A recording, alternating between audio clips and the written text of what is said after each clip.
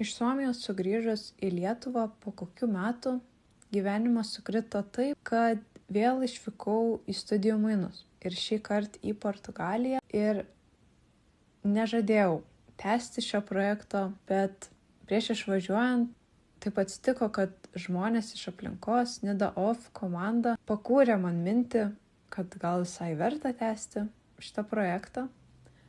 Ir atvykau aš į Portugaliją, į Porto miestą, pastebėjau savyje tokią kaip tendenciją.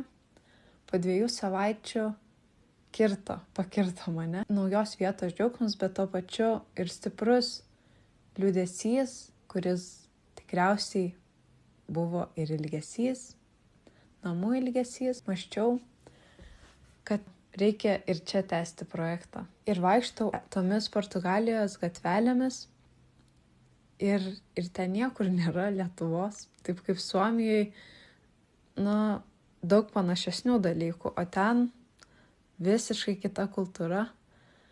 Ir aš vaikštau diena iš dienos, kol galiausiai atpažinau tos dalykus, kurie mane džiugina. Ir tai buvo senutės ir senukai, kurie žiūri pro langus, stebi ir yra tarsi apsaugos kameros.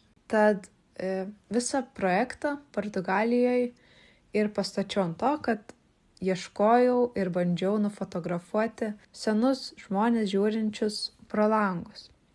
Ir būdą, kurį pasirinkau, gal ne patį patogiausią, bet nusprendžiau fotografuoti su pinhole kameromis, kurios yra tiesiog mano pagamintos kameros.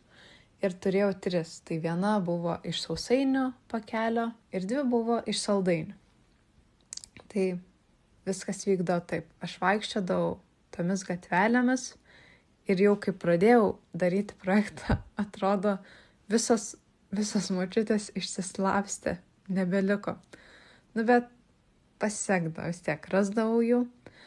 Ir kai rasdavau, tai tada išsitraukdavau tą savo keistą dėžutę ir jau mano spaudimas pakildavo, aš stodavau, stengdavau, kad manęs nepamatytų ta močiutė ir bandžiau ją fotkinti. O nuotrauka dažniausiai trukdavo minutę, 2 minutės ir bandydavau savo laimę, nejudėdavau, pasidėdavau tą dėžutę ir fotkindavau. Ir kartais tos močiutės pabėgdavo ir ką padarysi. Ir čia man vėl padėjo siūlai. Nes visose nuotraukose, kadangi aš žinojau, kur buvo tos močiutės ir panašiai, aš jas ir įamžinau. Aš užfiksavau jų vietą ir jos man labai primena Lietuvos močiutės.